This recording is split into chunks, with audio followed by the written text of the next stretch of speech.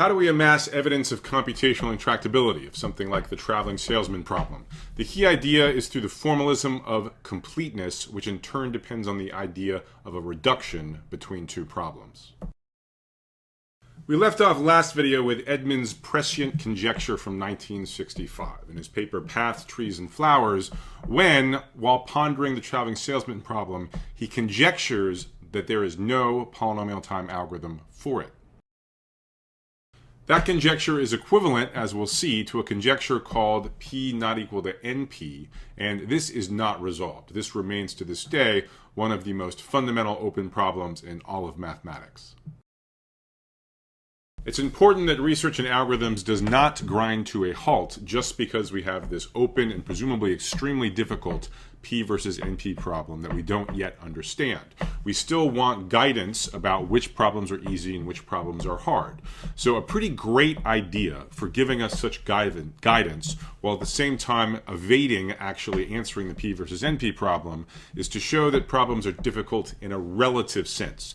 Amass evidence of intractability by showing that a problem is at least as hard as many other computational problems. To make this idea of relative difficulty precise, we need to say what we mean that one problem is as hard as another. The language for that is a reduction from one problem to another. We say that a computational problem, say pi 1, reduces to another one, pi 2, if all you need to solve pi 1 efficiently is an efficient algorithm for pi 2. That is, if I gave to you on a silver platter a polynomial time algorithm for the problem pi 2, then using that as a subroutine, you could build a polynomial time algorithm for pi 1. So we'll see some concrete examples in just a sec, but let me just mention I'm being slightly informal with this definition. You'll see something a little bit more formal if you look at a textbook or take a class specifically on this topic. But this is how you should think about reductions. All you need to solve pi 1 is someone handing you an efficient subroutine for pi 2. That is the algorithmic way of thinking about reductions. Indeed, by virtue of being immersed in algorithms over the past many weeks, we have examples of reductions. The next quiz is going to ask you to recall some of them.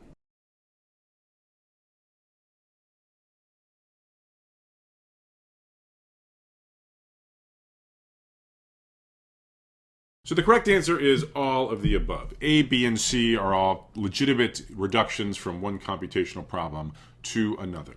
So for example, answer A, this is something we discussed back in part 1 of the course when we first motivated linear time median algorithms. At that point, we were arguing that for a median algorithm to be interesting, it better be faster than n log n time. That's why we're shooting for linear time. The reason being that one perfectly correct algorithm for computing a median is you take the input array, you sort it, for example, using merge sort in n log n time, and you return the middle element. That's going to be the median. The second answer, B, so this is something we mentioned in passing in the naive implementation of Kruskal's algorithm, where we wanted to check cycles when we were thinking about adding a new edge. And we observed that one way to check if a graph has a cycle is you just run depth first search on that graph. If there's a cycle, you'll detect it by exploring an edge which points backward to a vertex that you're still in the middle of exploring. The third example is maybe more interesting in the sense that we invoke the provided subroutine more than once. When we first introduced the all pairs shortest path problem, we observed that one solution, and in certain cases it's actually a very good solution, is to just invoke a single source shortest path subroutine, like Dijkstra's algorithm or the Bellman-Ford algorithm, n times, once for each choice of the source. But again, it's still a reduction. Given an efficient algorithm, a polynomial time algorithm, for the single source shortest path problem, you just run it n times. That gives you a polynomial time algorithm for the all pairs shortest path problem. In fact, seasoned algorithm designers and seasoned programmers are always looking for opportunities to employ reductions. So when someone describes to you a computational problem, the very first thing you should try to think through is this a problem I already know how to solve, just merely in disguise? So maybe if you have to make a sequence of decisions, maybe you can phrase it as a shortest path problem, a problem that you already know excellent solutions to. And if that fails, if the computational problem you're confronted with isn't literally the same as one you already know how to solve, maybe by invoking known primitives, known algorithms, a small number of times, that's sufficient to solve this new computational problem that you're confronted with. So all of these are what what I think of as honorable uses of reductions. So it's somehow the light side of the force. It spreads the frontier of tractability to cover the things we can do with algorithms wider and wider. Now, for NP completeness, for establishing computational intractability, we have to turn this world on its head. This relies on a perverse use of reductions, which I'll explain next.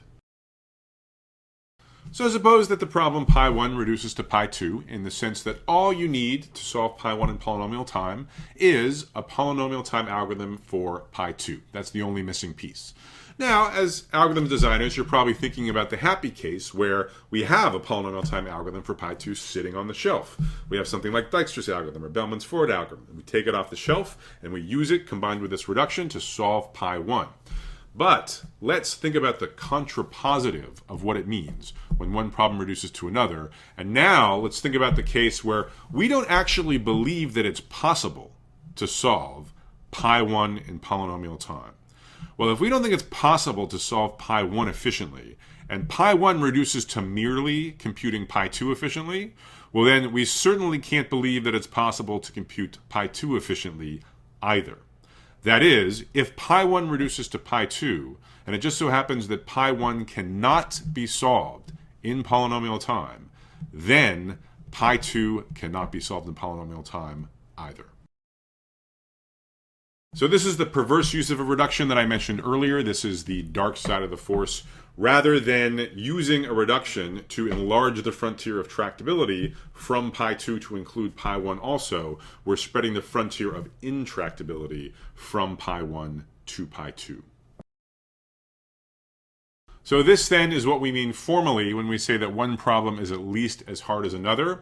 If pi1 reduces to pi2, what does that say? That says pi2 allows you to solve pi1. Maybe it lets you do other stuff as well. So therefore pi2 is at least as hard as pi1. So we now have the vocabulary to say that one problem is at least as hard as another one. And let's remember what our plan was. Our plan was to amass evidence of the intractability of the traveling salesman problem by saying it's at least as hard as lots of other stuff. So to pass from as hard as a single problem to a big set of problems, we're going to talk about the notion of completeness.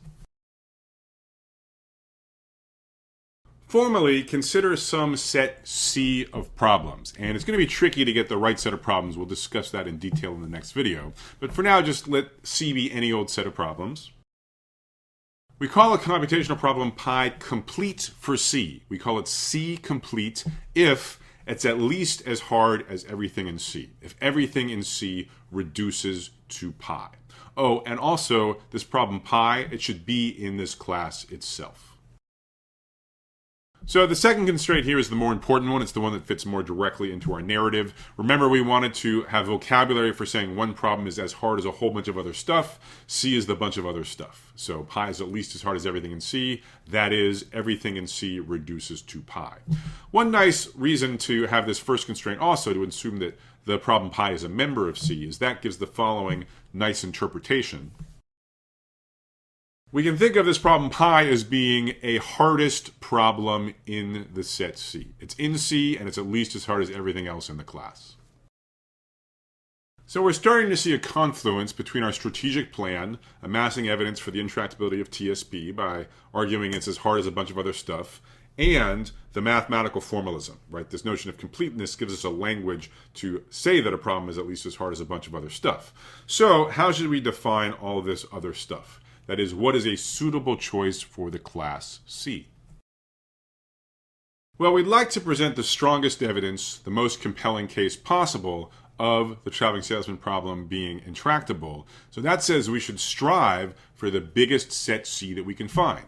The more stuff this problem is as hard as, the greater the evidence of its intractability. So we want to prove it complete for a really big set C. Well, why not be ambitious and reach for the stars? Why don't we just show that the traveling salesman problem is the hardest problem in existence?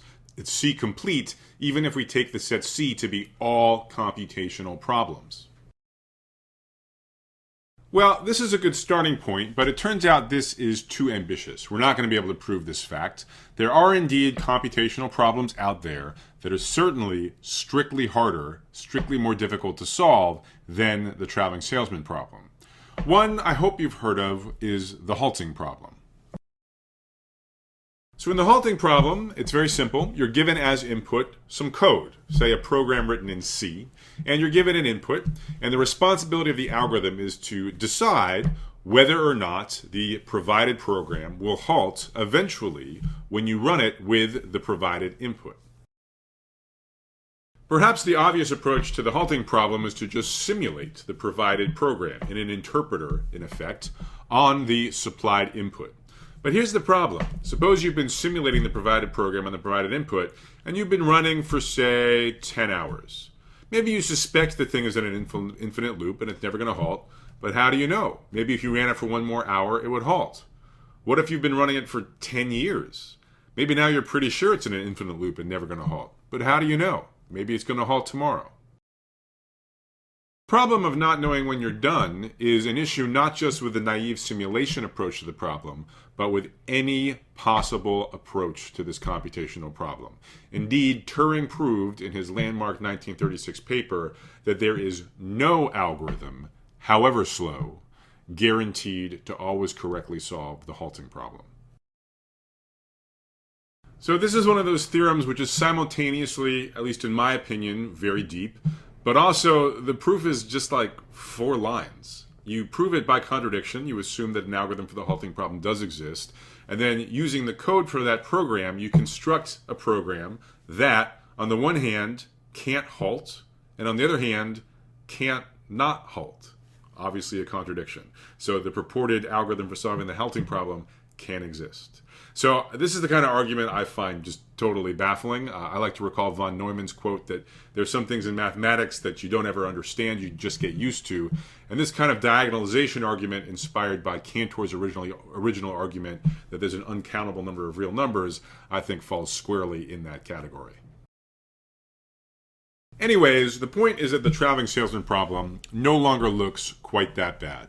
And we now realize that our original thought to prove that the TSP problem is at least as hard as every other problem is a little misguided, is a little too ambitious. So it's certainly not at least as hard as the halting problem. The halting problem is what's called undecidable. There's no algorithm for it whatsoever, whatever time bound I might give you. Whereas the TSP problem, by contrast, if I give you a big enough time bound, roughly n factorial for n vertices, you can solve the problem, namely using our favorite punching bag, brute force search. You can just try every one of the finite possibilities and pick the best one. But the high-level idea at the top of this slide, that is proving the traveling salesman problem complete for a big class of problems, is still a good one. We just have to refine our understanding of the suitable choice of the class C. In particular, by virtue of being solvable by brute force search, there are certain problems that we cannot prove the TSP is at least as hard as, but maybe we can prove that amongst all problems which can be solved using brute force search, amongst such problems, TSP is the hardest one. Now, to execute this idea, we'll of course have to define what it means for a problem to be brute force solvable. That will motivate the complexity class NP, the subject of the next video.